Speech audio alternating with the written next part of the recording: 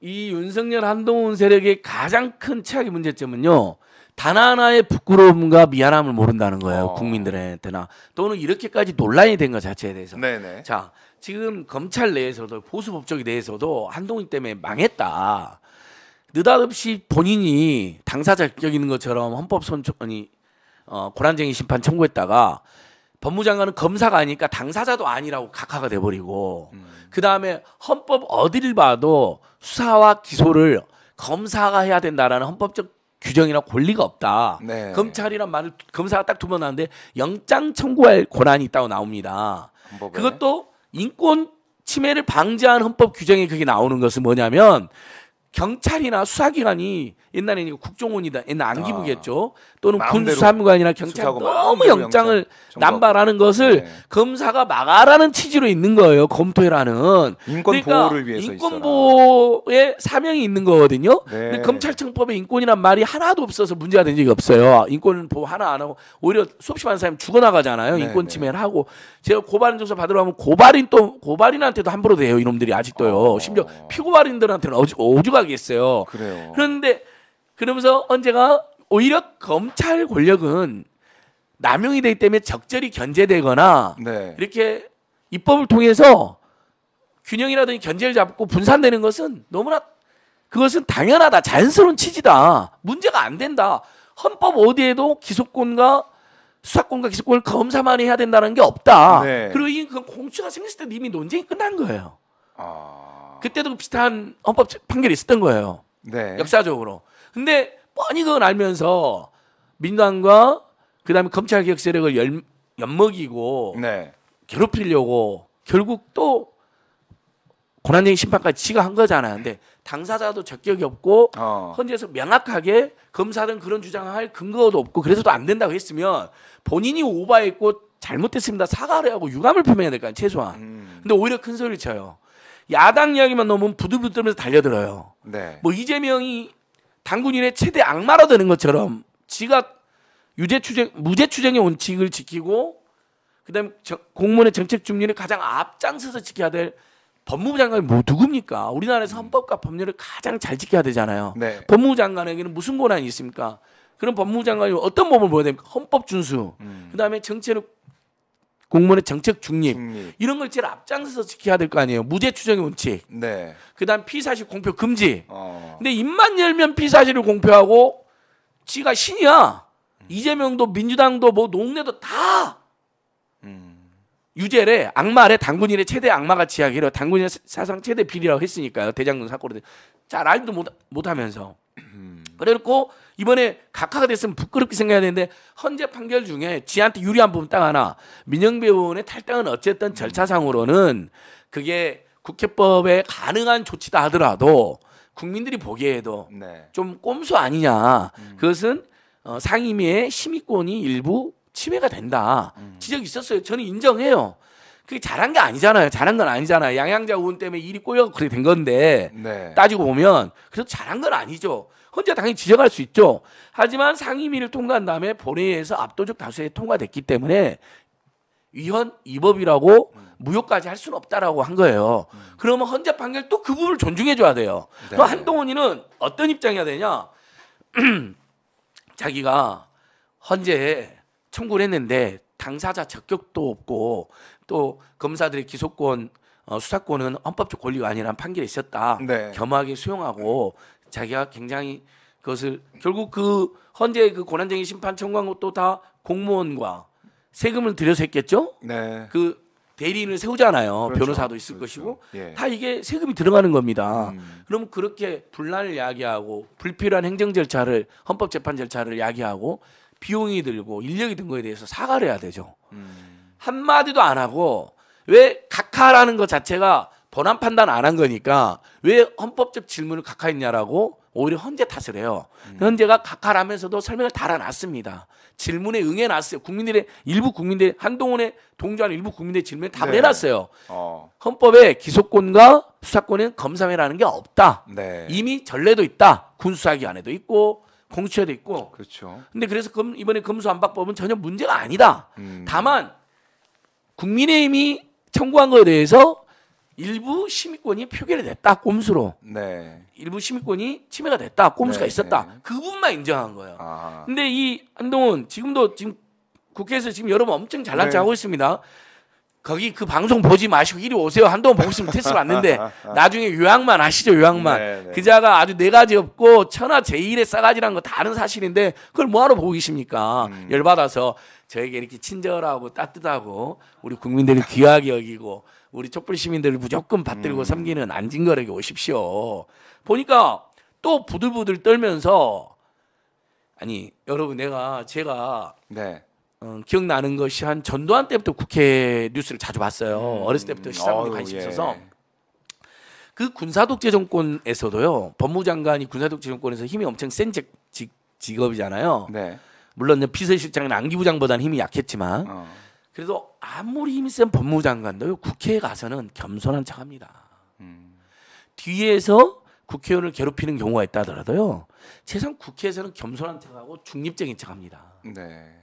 한동훈이처럼 이렇게 시건방을 떨고 국회의원이 한마디 물어보면 10마디를 짓거리고 지금도 그러고 있는 것 마치 같아요. 지금도 그러고 있어요. 저 보세요. 네. 막 지이야기만. 그다음에 야당과 민주당을 자기가 찻가락에서 이 땅에 태어난 것 같고 무죄 추정이라 할 때 유죄 추정하고 피사실 공표할 때 피사실 공표하고 인간적으로도 인격적으로 모욕을 일삼고 네. 아니 어떻게 세상에 황운하 의원이나 김어준 총수한테 국회 석상에서 직업적 음모론자라는 말을 합니까?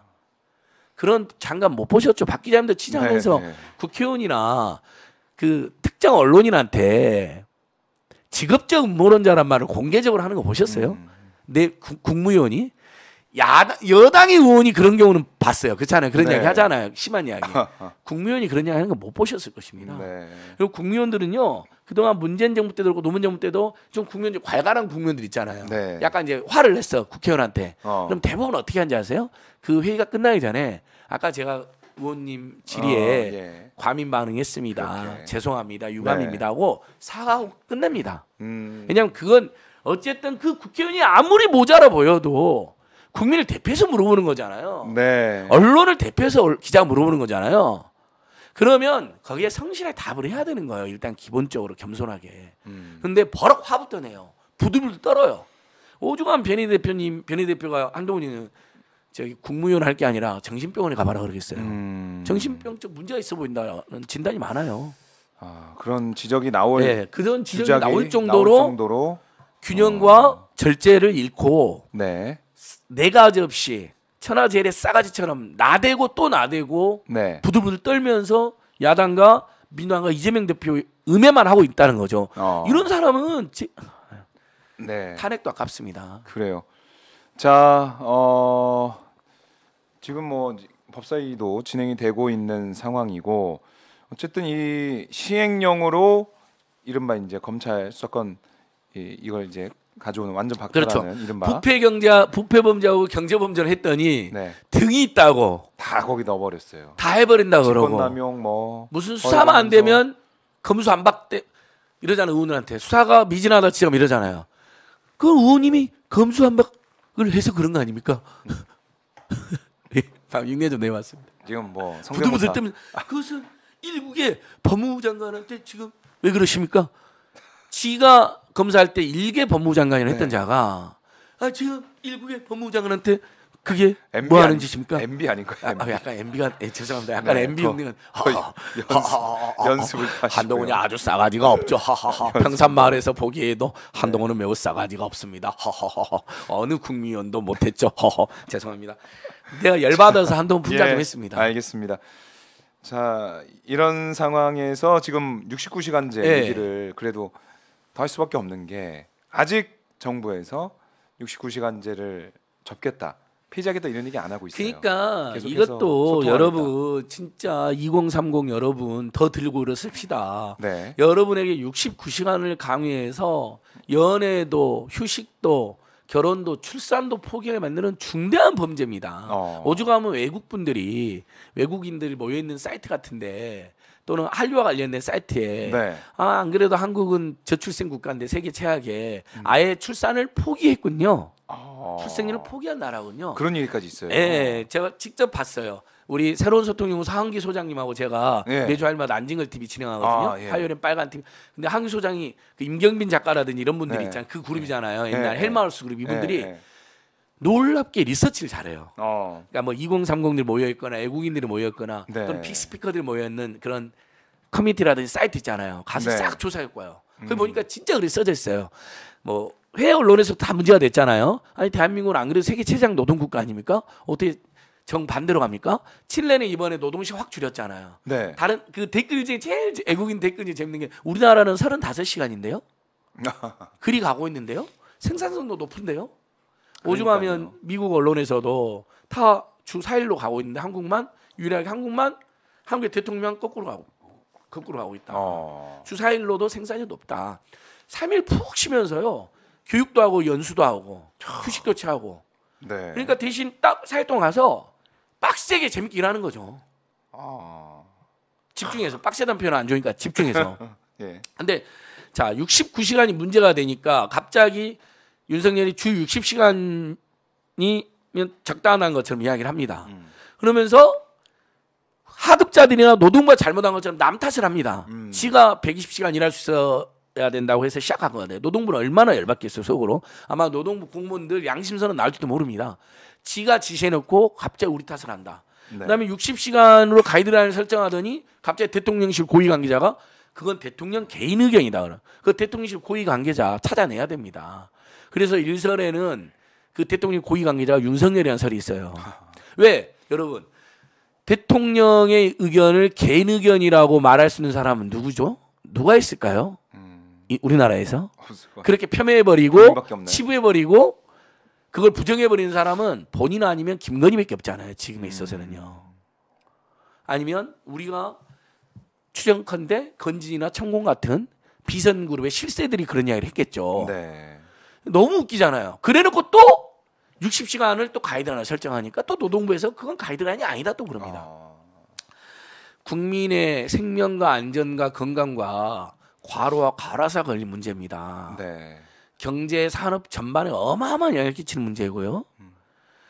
출생률과 그다음에 일자리 문제까지 영향을 그렇죠. 끼치는 엄청 다 자 영향을 노동시간이 길어지면 일자리가 줄까요 늘까요?